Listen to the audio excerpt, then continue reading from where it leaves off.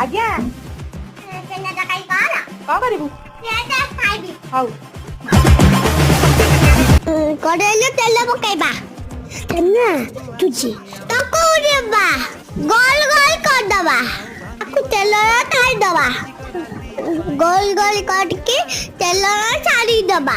ଯୋଉଟାକି ପେଜ ପତ୍ର ପକେଇବା। ତା ନାଲିଆ ନାଲିଆ ଟମାଟର କଞ୍ଚା ଲଙ୍କା ବାଟି ଦବା।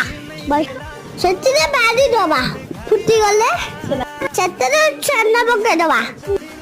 ସେଇଟା ଭୁଲିଗଲି। ସେଇଠୁ ମସଲା ଆଳୁ ପକେଇବା। ତାକୁ ଗଳେଇ ଦବା। ସେମିତି ଗଳେ ଖାଇବା। ଗରମ ଟିକେ ପକେଇଦବା। ଖାଇବା ଟେଷ୍ଟି ଲାଗିବ।